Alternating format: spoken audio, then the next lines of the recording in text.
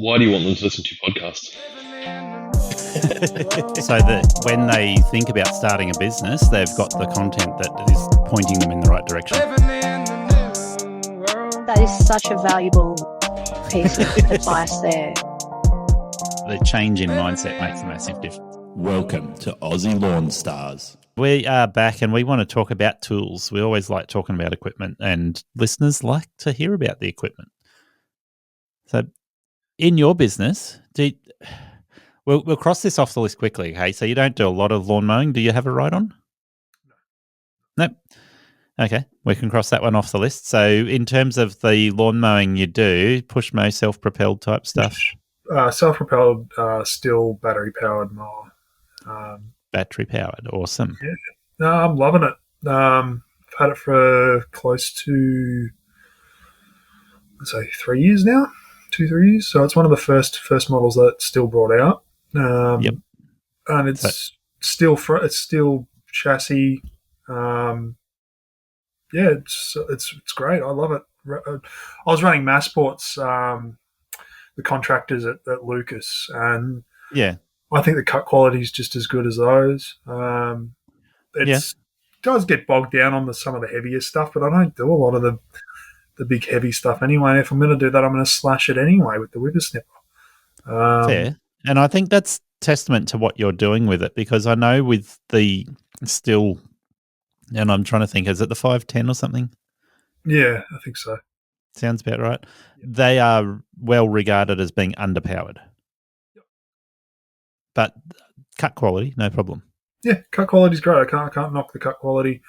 And the ergonomics of it's great, actually, to be fair. Like, yeah, it's like you can like when you fold it up to walk it down some stairs, you can fold it up and walk it down some stairs without chipping stairs and stuff like that. It's got some real good functionality with it that like you can't do with a petrol mower. And I at Gardner and Son, they were running Husqvarna battery powered stuff, and that thing was an absolute piece of junk. Sorry to say. It just wasn't. Look, Sorry to poo-poo it, but it really wasn't great. I really struggled with it. I'll say this: I love my Husqvarna battery tools. So I'm not paid by Husqvarna. Just put it out there. The combi and system is great. I rated all the hand tools and stuff like that, but the mower wasn't up to scratch. I'm going to agree with you 100%. Everything I've used from Husky apart from the mower, great. But the mower itself, I mean, it worked. But look, the cut quality was all right. It just bogged down too easy. Oh, yeah. Even on some really thick buffalo lawns, I was struggling with it from time to time. And this was only like after 2 weeks of growth. And it's like, it's not up to professional standard, I don't think yet. I don't think that's a fair criticism. I have not got anything nice to say about the Husky mower. It's just, their battery mower. They have plenty of other mowers that are good in their petrol range, their ride-on range, but their battery mower, no. Hopefully I believe they're working on new products, or they're bringing new products to Australia. But the one I had, no. Like I said, the combi system, because I really rate the combi system that they had. The hedge trimmer, the little handheld hedge trimmer was really good. No problems or no qualms with any of the other gear. It was just the mower. Yeah, and I love all of the other battery tools I've got with Husky. So what are you running? Are you running mower wise? You probably got ride-ons for the commercial stuff you're doing. Yeah, ride-ons and robots. So there's an area which I have been using a push mower for, and the Ego Select Cut is doing a great job there. So the Ego Select Cut, as far as battery mowers go, hands and feet in front of all of the other ones that I've used, and I believe their new commercial one is 10 times better than the Select Cut. So yeah, I've been hearing whispers about it. the issues that the Select Cut does have are worth noting, and I believe the commercial one answers most of that fairly well. Yeah, why I went with Still was just because of the dealership network and just the availability of parts and trust in the brand. I looked at Ego at the time that I bought all these tools because I'm I'll get it out of the way now. I'm running still battery powered gear across the board. Yeah. And that was the main reason for going with still over Ego, because Ego I think they'd probably been in the market for about 5 years or so, and I was just the trust wasn't quite there yet, and I'd heard really good things about it. And I was nearly going to go with Ego at one stage, but I just ended up going still, just for the fact that I knew that, one, I can get parts easily and readily available, and I can get batteries whenever I need them. In saying that, the middle of last year was a bit hard to get some batteries, with still. When I first started with battery gear, it was Husqvarna gear all the way, and I was not interested in Ego. I did have a look at Ego back then, so we're talking 2018 when I started testing Husky and Still and Ego battery tools. And I wasn't going to touch Ego back then at all. But when I started podcasting, I'd heard Barry from Ego Australia talking, and I was like, you know what he's talked about on Ben and BJ's podcast made me interested to talk to him. And then every tool I've used since then, that started with the 1300 meter an hour blower, and it's like that thing is at the top of the game when it comes to battery blowers. So every tool since then, it's just been like, the Ego is really hitting the mark with everything and doing a great job. Yeah, and I don't suspect it. And now that I know them, like I've got the trust with them, I think I would, if I had the choice again, probably would have gone with Ego now. The other side of it was not having as many attachments at the time. That was another deal breaker for me. So and that's where Still really shines with all their attachments that they've got for the comp, because I use Combi system. So I've got the KMA. With the umbilical cord. So I've got the KMA 135. Yeah, the 135. Yeah, might be a 131, something along those lines. 131, I think you're right. It's a number like that. It's got the umbilical cord, so you put the battery on your back instead of in the tool. Correct. Yep. And I have heard you mention that that's a concern when you start putting people on, and I actually kind of agree with you on that, and it is something I'm considering long term, but for me at the moment, it's mostly myself and one other person from time to time. And the only thing is, it's just it's a different learning curve, like it's a new tool, and you just get it. It took me a few months to get used to using it. Now it's just like second nature, it's like any new tool. I'm not in favour of sharing that amount of bodily fluid with anybody I'm not married to. And then it's the same thing with the backpack blower, though. I know, and that bothers me with that. Fair enough. The biggest concern there at the moment is that my only employee that is using the backpack blower is a young girl, and it's like, I don't wish my sweaty armpits on her. That's fair. It's gross. I feel sorry for her. Anyway. But the other side of the umbilical cord is, of course, the hedge trimmer and the chainsaw. So if you use either a hedge trimmer or a chainsaw and you've got an extra cord there that you could cut, that bothers me. In saying that, I've never even got close to it, but I know people do things, and don't tempt fate. But initially, when Still came out with the umbilical cord, the number of people that were having failures on the cord, I've heard. Yeah, I've heard. Not from cutting it, just from it failing. Oh, from failing. Okay. Yeah. So I've had to replace one cord on it. Yeah. So I've had them for 4 years now, 3 or 4 years. Okay. And that was me mishandling it. I closed one of my toolboxes on part of it, and it just that'll do it. Yeah, it just damaged the cord, and so. Right, of course, in the middle of a job too, So. But I actually had foresight, and I did buy an extra cord just in case for that reason. I had one at home. I was going to say that. Yeah, I had one at home, so I ran home and grabbed that.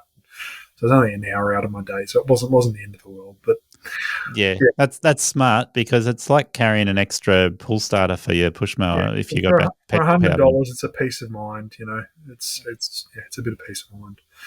That's right. But I'm running one of the longer hedge trimmers, the handheld hedge trimmers. Okay. I'll just get the numbers up so people can. So it's still running an umbilical cord for this? Yeah, it is. Yeah, still have got some good hedge trimmers in that range. Oh, it is. The cut quality on it's fantastic. I do a lot of. When I was working at Lucas, there was a client that we had there that had, it was 2 days worth of topiary, and I used to bring this in because the cut quality was better than the petrol ones I found with it.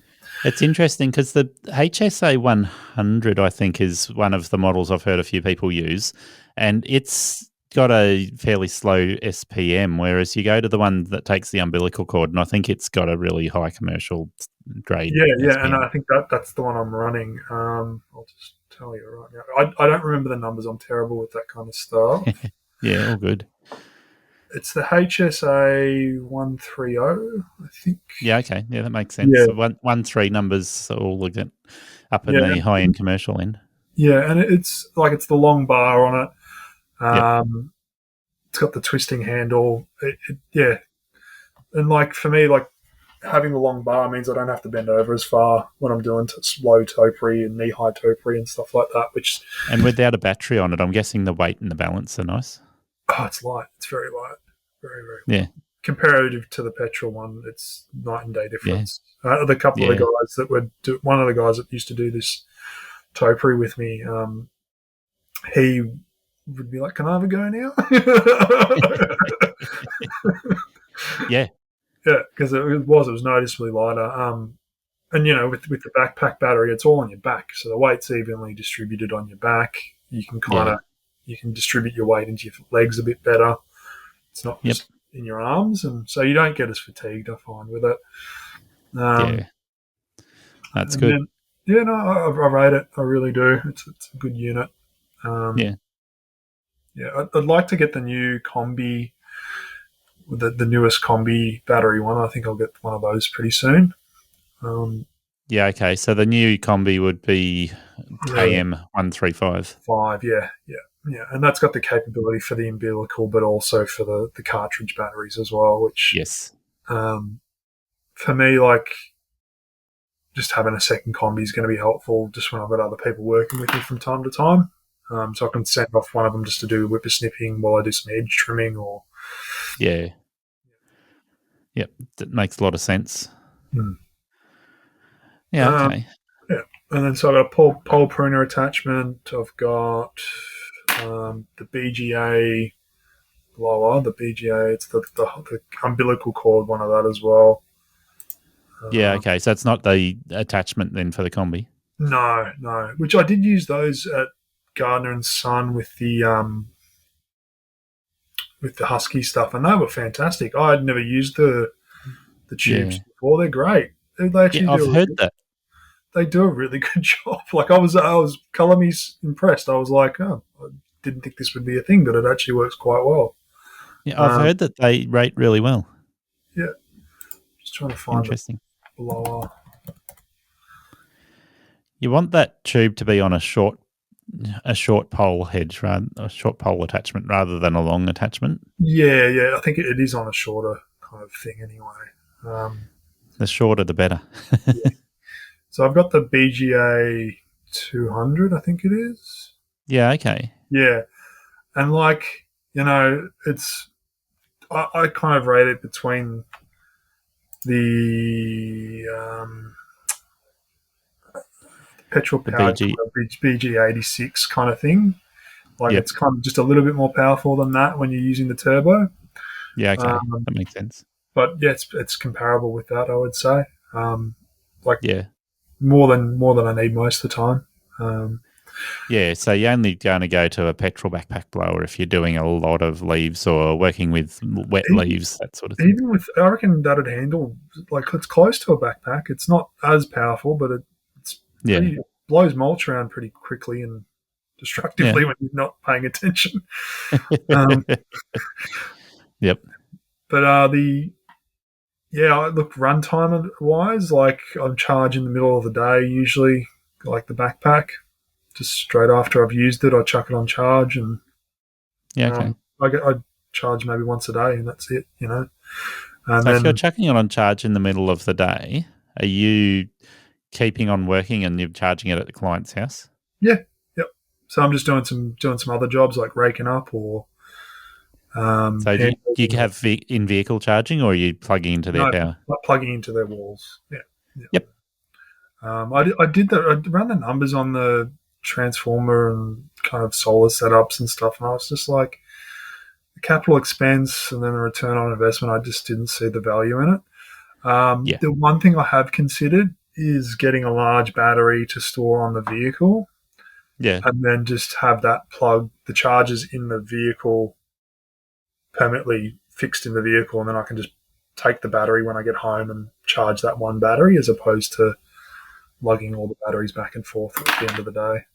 Yeah, look, I've heard a couple of people talk about this at the moment, and I refer to it as a false economy in one sense, but in terms of the difference between charging one battery over and over and putting a lot of cycles on one battery, or say 2 or 3 batteries, compared to having 10 to 20 batteries. And there is a false economy in the sense that you're diluting your numbers if you go down either path. And the dilution is, if you have very limited number of batteries, then it looks like you're saving money on your outright purchases, but you're actually wearing the batteries out fairly quickly by running the charge cycles up quicker. Whereas if you have more batteries, then you're paying more up front, but you're going to be able to use those batteries for a long period of time, particularly if you're talking newer technology batteries. I've got no qualms in buying extra batteries. Actually, that's exactly what I do. To be honest with you, it's not why I do that. It's more just a convenience thing, if I'm honest with you. Instead of having to lug in, 5 or 6 batteries into the house and then put them through the different chargers and stuff like that, at the end of the day, I just have them permanently fixed in the car. And, I can just either run an extension lead to the car and plug in the battery overnight. Yeah. Or bring that battery inside. That's something I'm considering. Yep. That might be a way to approach it. A lot of people have been asking about which brand of battery tool to buy, and I don't like to recommend one brand of battery for everyone or every situation. Dealer support and access to parts and service all play a big role in that decision. Some brands have better tools for specific needs or each product category. I've been using a variety of brands, and I endeavour to provide unbiased interviews on Aussie Lawn Stars with as many of those product brands as possible. I reached out to Ego Power Plus through the podcast because of how Barry supports the industry and Ego owners. Barry has impressed me with his loyalty to customers in providing support and listening to the needs of the industry, which has resulted in a full lineup of new commercial tools landing in Australia over the last 12 months that has positioned Ego as a leader in the commercial tool space for outdoor power equipment. Visit egopowerplus.com.au to see if they have the tools you need today. Well, I think having the backpack battery, that sort of nails both those because it's so big. The mower doesn't take the backpack, unfortunately, so I still have to have the AP 500s as well for that. I just, like you said, as the business kind of scales, at some stage when I start to scale the business, I do need to consider the OH&S side of it, like you've mentioned on the pod a couple of times with the umbilical cord, and we've had that conversation briefly just before. It is a concern, we're all flustered, we all make mistakes, and having something dangling to your side could like I've accidentally cut myself with hedge trimmers before, so nice. like accidents happen. That's got to be a worse injury than a chainsaw injury a lot of times.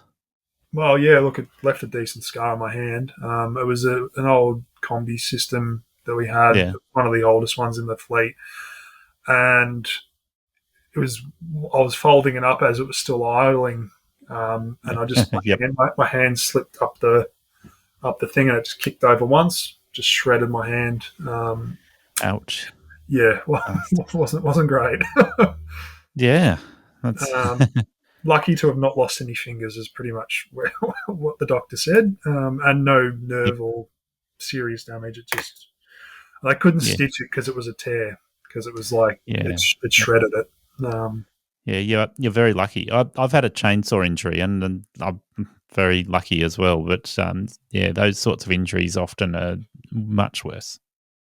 Yeah, I think it's so important to just be cognizant of that stuff. Like OH&S to me is really important. There's working at Lucas. Spray handling and stuff was very important to me, and a lot of guys weren't taking that seriously. And one of the things that I left a mark on was people using proper PPE when they're using chemicals as well. When you're doing commercial work, and I guess Lucas would have been like this in a lot of ways, but when you do commercial work, a lot of commercial premises have work health safety regulations in place already. You, as a contractor on site, have to comply with their regulations. So that can mean things like you can't work off ladders full stop, let alone if you've got an umbilical cord hanging around. And, the list of regulations, you only can work on platforms, or you can't work at heights. Too bad if you need to prune that tree. Yep. You'll have to get a permit for it or something like that. So definitely when it comes to any work health safety concerns, we are in an industry where you get the full spectrum of people, from the cowboys who couldn't care less to people who do care, but they're going to choose what's most efficient for their business, to the other extreme where it's like, well, I care so much that it doesn't matter how much it costs. I'm going to make sure I'm ticking that box properly. I'm probably somewhere in the middle, but there's times where I get complacent like everyone. And there's definitely been times when I hadn't sprayed with suits on, or a mask or anything like that. But we at Lucas, we offered full lawn packages, so we were doing multiple sprays a year of bow and arrow and Spartan and a whole bunch of pre-emergence on the garden beds and everything. So it's and you got to look after yourself if you're using that stuff every day. Same with the hedge trimmers. I think it's a sharp object. Go slow. Take your time going up and down the ladder. I want to focus more on the tools in a minute, but you're raising something that we should have touched on earlier in the podcast, and that being using chemicals. We somehow have missed this. Your business, you have set yourself up so you're not using. Well, I wouldn't say you're not using any chemicals, but I'm still using organic chemicals. I just want to preface this before anyone calls me on it in the comments. I'm well aware organic chemicals are very toxic as well. Arsenic is a thing, and it's found in apples. I'm well aware. I am aiming at the portion of the market that is after low impact and low chemical residues in their properties. So I'm using mostly organic products. I'd say 90% of what I'm using is organic. Yep. So for me, for managing weeds, I'm using Slasher, but the majority of that is I'm hand weeding it anyway. Most of my clients don't like dead weeds in their paths. They don't want to see a big dead weed in the middle of it. They want it removed. So I'll use Slasher in select sections where there's small, tiny weeds, and I think in that context it's actually very effective. But for big taproot stuff, I'm hand weeding and pulling out. There's a few tools that I highly recommend people use that are like, you got a Noaki, which is a little hand hoe. It's a Japanese hand hoe. It really works really well for cultivating and kind of ripping out weeds. And then a hori for removing your taproots. And then this is for like granitic sand and your rock paths and stuff like that. I use it's called a scuffle hoe. You may have seen it's just a piece of metal on the end of a stick, pretty much, that's vertical with the soil, and you just use it to scrape. And I find that very effective for getting rid of those really hard to do path areas, and you just do an initial once over it, and then it's just a bit of hand weeding long term. I believe I've got a scuffle hoe like that myself. Yeah, they're a great little piece of kit. Makes life a lot easier. And even for your garden, the one I've seen, The Sorry? one I've seen that I would say tops that is the Pelink. Don't know if you've seen the Pelink powered weeder. I haven't seen that. I'm curious though. Yeah, so it essentially looks like a scuffle hoe, but it oscillates. I might have to be looking up this after we get off. New toys. So think of it like a pole tool, like your multi-tool, but on the end of the pole, it's got a little scuffle hoe that just goes backwards and forwards. That's what oscillates. And cool. yeah, so you put it down at the ground level, and if you've got wood chip mulch or stones or whatever, it'll go under the wood chip mulch or the stones pretty quickly because it's oscillating, and just goes along and cuts, destroys the weeds.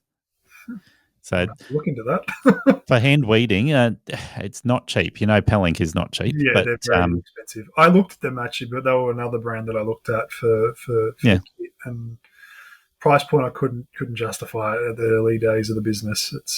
Yes, that's understandable. But if you look at kitting yourself out with Still versus kitting yourself out with Pelink, at the end of the day, you're probably going to find similar expenditure. The upfront cost initially scary, yes, but their backpack battery actually does attach to their mower. Well, their newer model of the Still stuff does. So the higher end mower that they've got the dual deck, yes, zero turn that they've got, that does, which looks almost like a Pelink. Yeah, it's funny that, isn't it? And similar price point. Yeah. And look, that's not something I'm going to be buying anyway because it's not worth it for what I'm doing at this stage. And I think anything that's going to justify me getting that, I'd probably rather subcontract out to someone who's got a ride on. The one thing that will get you over the line with Pelink will be their powered weeder. Yeah, maybe. And for lawns, so what I'm using for lawns is for your broadleaf weeds. I'm using the Fisker little hand. Have you seen that? The Fisker weeder. It's just got it's a 3-prong. It's hard. I have seen it. I know what you're talking about. So the prongs go down either side of your taproot, and you got a lever you stand on. Yep. Yeah, and it's very fast, and you can knock out a pretty decent sized lawn with any broadleafs in a little bit of time. Yeah. When it comes to your more trailing stuff like your oxalis and clover and stuff, it's just the old fashioned hand weeding it. Yep. And it's funny, like when I was using bow and arrow and a lot of these other chemicals at Lucas, there's sometimes when you'd get resistant weeds and you ended up just hand weeding it anyway. Yeah. So I was quite used to doing that, and so I'd say the vast majority of it is having conversations with my clients and managing those expectations. And, I'm trying to deliver a product with these practices that is still on the higher end of the market. And so a lot of them understand after having conversations with them about what realistically we can do within those boundaries. Yeah. I would say, most of them, probably 90% of my lawns are weed free. I've got a couple that I'm still getting on top of the weeds now. Yeah. And it's just, and they're willing to pay me to do it. Like they're like, oh, I don't want my kids going on a chemical lawn. And that's one of the big draws for them. Yeah. I am looking into a few products that, like a pre-emergent that's called glutenate. Yeah. Okay. Which is it's corn gluten based. That they make it into a liquid protein that suppresses weeds, and it's interesting. It's pretty, and it's got a fertilizing property to it, being so high in protein. Yeah. They're using it in the States a bit. I'm trying to get it imported into Australia at the moment. I'm talking to a few people. Yeah. Because having a pre-emergent in my toolkit that's organic would be a lifesaver. I think it'd be a very good efficiency thing to have. Would that work well in garden beds as well as in your lawns? Correct. Yeah, very effective in lawns and gardens and paths as well. Yeah. So that's something I'm trying to look into. When it comes to insect and pest management, I usually do that with nutrition as much as possible. Yeah. Still using pyrethrum from time to time. Have you looked at neem oil for that? Yeah, so neem cake is something I use quite regularly. Have you had experience with that at all? Or no, I've been looking at neem oil and eco neem at the moment. But so look into Plank. It's PLANC. It doesn't show. doesn't show the prescription for insect management because they legally can't put it on the label. Right. It actually is a very good systemic insecticide for sap-sacking insects, and so you can apply this. I think it's like 100 grams or just under a cup per plant, and psyllids and most of your sap-sacking insects won't touch the plants. It's like Confidor tablets, kind of, but an organic solution for that. I've been looking at neem oil and eco neem, which is topical or applied to the leaf, right? So what you're talking about is putting in the soil? Yeah. So have you ever used Confidor tablets at all? No, I haven't. But same idea. Same idea. Yeah, it's a systemic insecticide that gets transmuted through the soil and into the plant, and then through the vascular system of the plant. So anything that chews and eats it will. Yeah, so it's the azodactrin in neem that is the main active constituent that affects the bugs, and that stops their. I think it's something to do with their appetite. They just don't want to eat anymore. Right. They starve. So my understanding with the neem oil or the eco neem, it's same active constituent, but when you're applying it to the leaf or the foliage, the insects don't like the taste of it. They leave the plant alone. I think residual lasts on the plant for a little while, but in Australia and maybe New Zealand, they haven't certified it for use on edible crops. Mm-hmm. So a lot of other countries, I believe it's not a problem. It is. It's legal in many other countries, but ours. Yeah, but so I don't think it's an issue with it being bad. It's just an issue of not actually being certified here at this stage. Yeah, that's the legislations. I mean, the organising bodies between the organic certification here in Australia is different to the one in America. So it's different in Europe and all over the world. It's a sticky wicket all over the place. it's not even just about organics. It's just for general crops in Australia that still hasn't been certified. There's a lot of stuff that we use that's banned over in other countries as well, and vice versa. Yeah. Takes us 10 years usually to catch up with the rest of the world, but that's okay. It does make things confusing, doesn't it? Mm-hmm. Yeah. So for like I said, back on the nutrient management side of things, so foliar applications of calcium, boron, and silica early in the growing season, very essential to creating really strong cell walls in the plant. And widely practiced within agriculture now. It's becoming more and more commonly used. I do 2 fortnightly to monthly foliar applications of these minerals on rotation. And that's, I've noticed massive reductions in pest pressure on specific plant species, but I also mix that with a biological agent as well. It's through NTS. It's got a bacillus strain that actually attacks insects as well. So it's a biological control. It's not as effective as your insecticides per se, because it really only works with clumping, closely clumping insects. So, but I have seen it work really effectively on lawn grub and stuff like that as well. So you can use it as a drench on lawn grub, and that works quite well. I use nematodes for lawn grub most of the time these days. I found that's quite effective and works quite well. Yep. I haven't had to go against a huge infestation yet, so I'm curious to see how that's going to go. We'll see. We'll cross that bridge when we get to it. It's an interesting topic, the lawn grubs, because some of the best treatments there are preventatives rather than ones they've done. Aciloprin is one that we used to use a lot of at Lucas, and it's a very effective product. Yeah. But it's one of those things that, like I said, my clients don't generally want me to be using these products, and I personally don't want to use them. We'll leave that alone. So preventatives with any of these sorts of bugs, the issue only arises when they reach a significant population in your lawn. So veggie gardens will be slightly different because the flowers attract them at certain times of year. But in your lawn, the lawn grubs, the African black beetles, the armyworms, army grubs, there's a few different varieties of these things. Most of them exist in everybody's lawn already. And if you...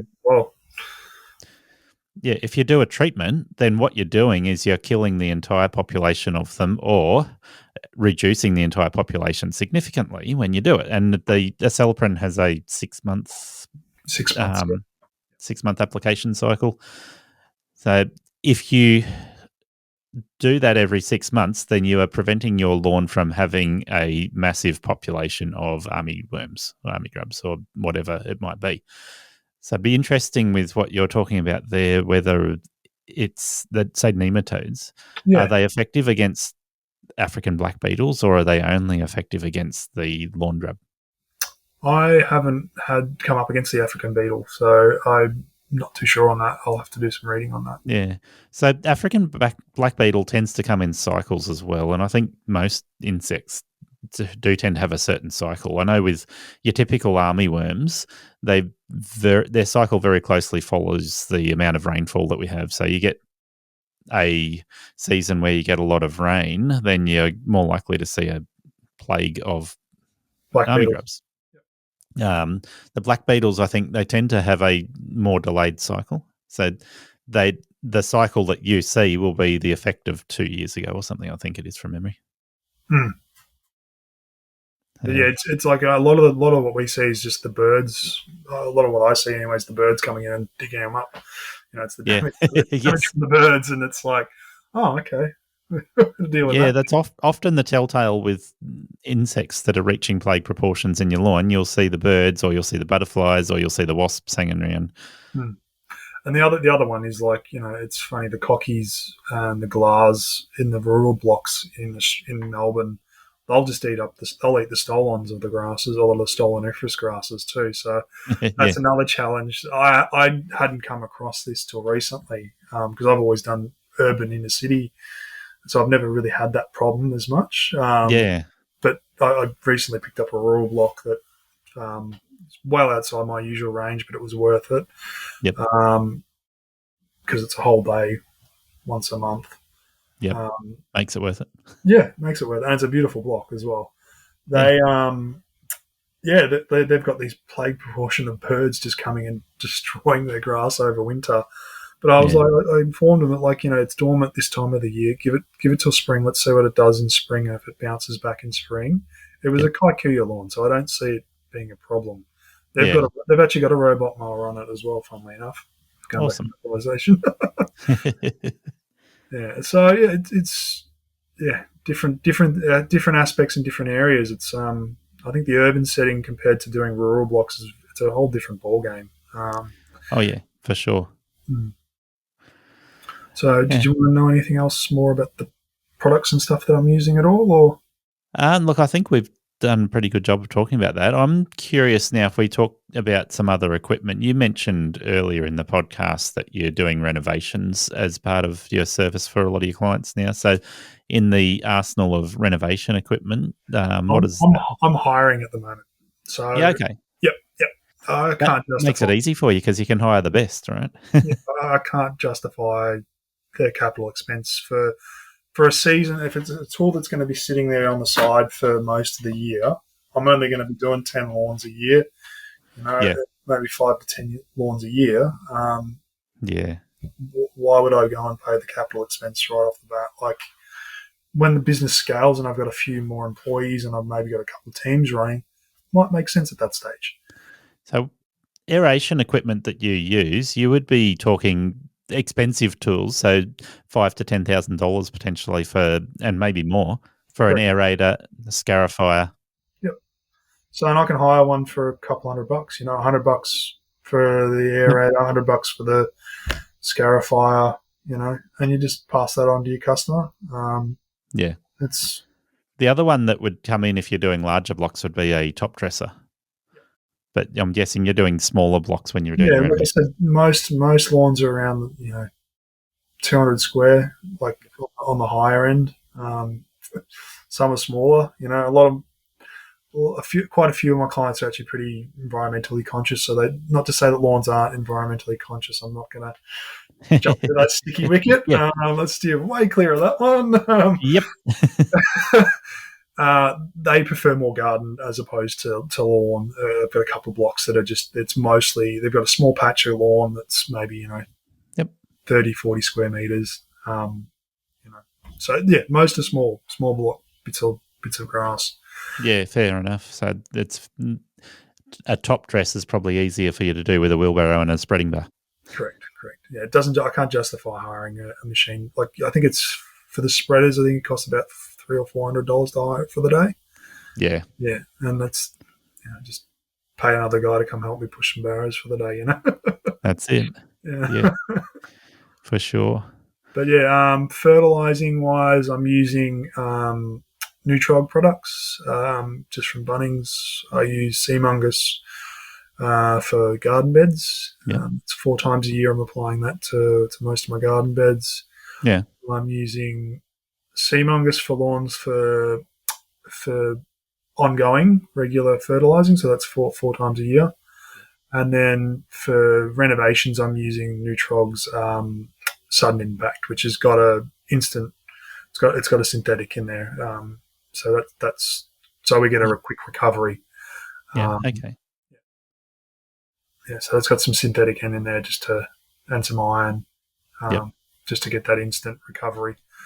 And that's why, because I kind of sit in the middle with it when it comes to organics and inorganics. I think they have a place in organics, and I think there is the ones that have shown evidence not to perform more harm than good, if that makes sense. Yeah, fair enough. And I think with that instant recovery, when you're scalping and taking off that amount of leaf, you want it to come back as quickly as possible, especially for the clients. You don't want a big sandpit sitting there for too long, Yeah, you need to get the leaf coming back to give some coverage, otherwise the weeds will. Which I've been there before. That's not fun.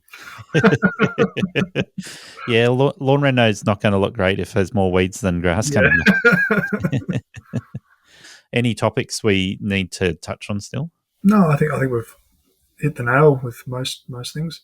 Yeah. Feeling a bit more relaxed now, which is nice, because I was really nervous at the start. Look, fair enough. I was nervous 3 years ago when I started too. Getting relaxed. No, I think we've covered it. Yeah. Well, I want to say thanks for your time. Really appreciate you coming into the dungeon, and it's been a good interview. Thank you. Appreciate it too, and really enjoying the pods as well. They've been good. They've really helped me, consolidate some of my ideas around business and managing the business early days, and it's been really helpful and constructive. It's a really good thing you're doing. I appreciate it. Well, thank you. I always appreciate feedback. I have to chase the negative feedback a little bit harder than the positive feedback, but it's all valuable. Well, if I think of anything tomorrow, I'll let you know. Yeah, you can send me the negative stuff privately. Thank you for listening to Aussie Lawn Stars. Please remember to rate and review the show on the Apple Podcasts app or the player you use. Exciting new shows are released every Monday. Make sure you follow or subscribe to hear the next episode.